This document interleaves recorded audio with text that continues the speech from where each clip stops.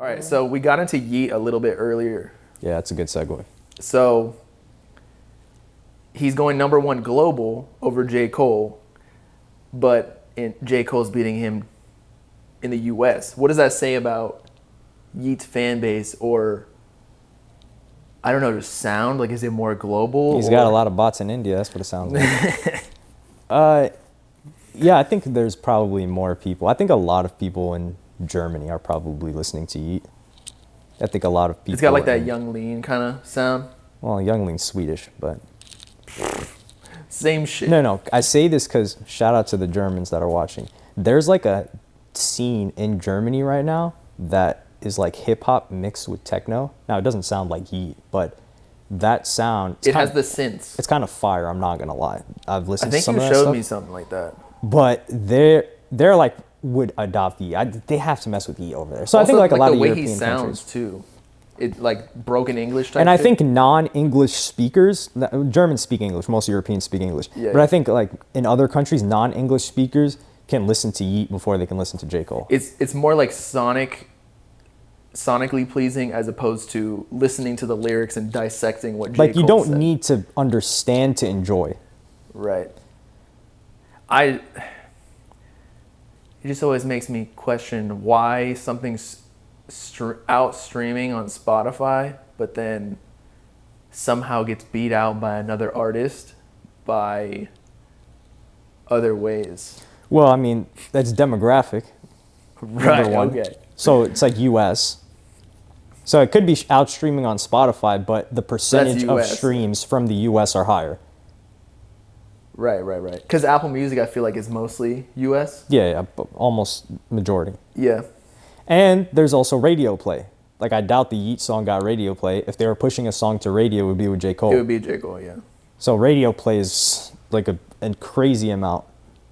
But still, like, it's crazy that a Yeat song, like that, do you know the history behind that? Like, it was a Yeat throwaway. And I think people actually buy the J. Cole song. Like, I think there are J. Cole fans that are like, oh, new J. Cole song, yeah. $1.29. But so, the Yeat song was a Yeat song. I think it was a throwaway in 2022. So, like, it was his song, just had an open verse, and then Drake hopped on it. And so that says that Yeat's music potentially... So Yeat carried, is what you're saying? 100% he carried. Damn. I like Drake, but, like, he carried that song, for sure. I mean, shout out to Yeat, man. Yeah. Weren't you saying he was going to fall off? I was like... So, I just read the people, and a lot of people were saying he was falling off. I actually defended him. I was like, he's a smart guy. I see all the marketing plays he does, the aesthetics, this whatever. And people always said, like, whenever an artist blows up, they're going to say he's going to fall off. Like, Destroy Lonely just dropped, If Looks Could Kill. People were already saying, oh, this shit's trash. That shit was fire. It was kind of boring to me. But I love that shit. I feel like when you have the fan base of the underground, such as Yeat, even though I think he's transcended that, when you go mainstream, you lose all your support from, like, that core underground audience, which sucks because, like, they're trying to gatekeep shit. Yeah. So where do you think they migrated? they went to Ken Carson. Now they're like pushing that agenda. Yo, ahead. weren't they trashing Ken Carson's last album? Wasn't it No. trash too? I think that was me. Oh. I was saying that. That was the X one, right? Yeah, I didn't think it was crazy. Even this project, I didn't think it was like people just overhype super mosh pit type music. No, It's the like last one was garbage, bro. That last album was trash. You were X right. or I haven't listened to this A one. Great Chaos? The X one was garbage. I haven't listened to this one yet. yeah. I mean, I didn't really like it. That thing was a piece. He had the nerve to drop 17, 18 songs. That's crazy. Wait, wasn't it more than 20 songs? I don't even remember, bro. I haven't really gone back to it. Yo, that's crazy. Yeah, but so like regarding Yeat, do you think he has the potential to get to 100K? Like, do you think he has the potential to even become? He's already a top 50 streamed artist in the world. On Spotify? Just there was a chart or a list of the top 50 streamed artists. Oh, it's not. Yeah, I see what you're saying. Like it's not monthly listeners. It's streams on all platforms. And he was in the top 50. I think he might have even been above Cardi. But that's Makes because sense. Cardi only has 3 albums. Yeah. Yeat has he's dropped more Like 11. albums in the last 3 years than Cardi has his entire career. Yeah. But so what I'm trying to figure out is he going to reach like a Gunna level? You know what I mean? Like he already has the number. I think 2 if he song. explores like different sounds, yeah. Yeah. Because at one point Gunna was stagnant in his sound. Yeah. And then he just got fire. I'm not gonna lie. Yeah. That "Fuck You Mean" song is blowing up. Man, that whole album was fire. He dropped some. He not orchestrated. He demonstrated his whole like talent on that album. Like every type of track, flow, style you can get from him, he delivered it on there. And now he's exploring, other sounds. Like the Afro beat. Yeah, honestly, I think that's if he can do that, he owns his lane already.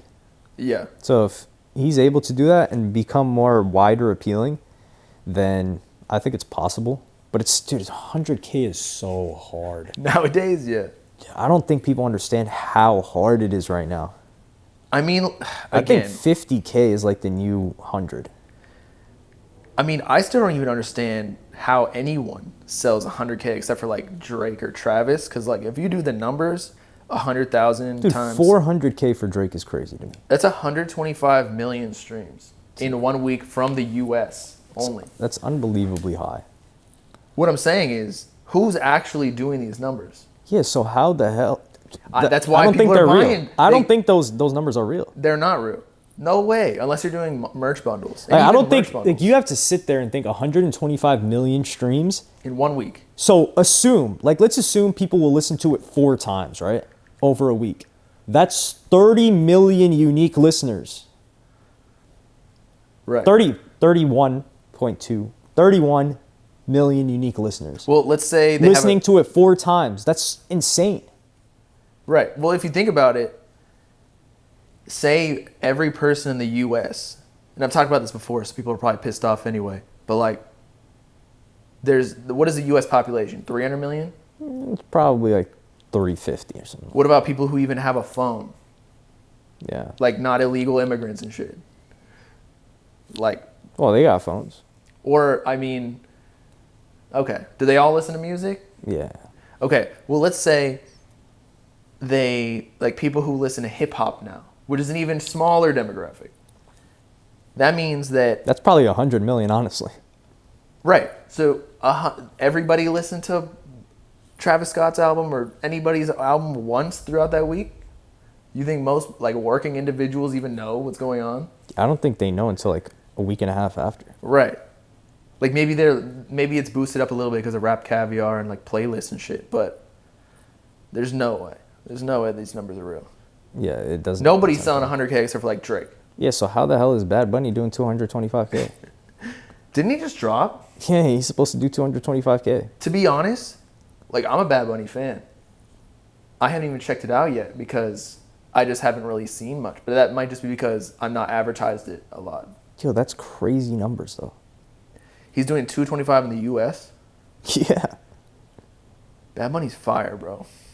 Dude, those are disgusting numbers.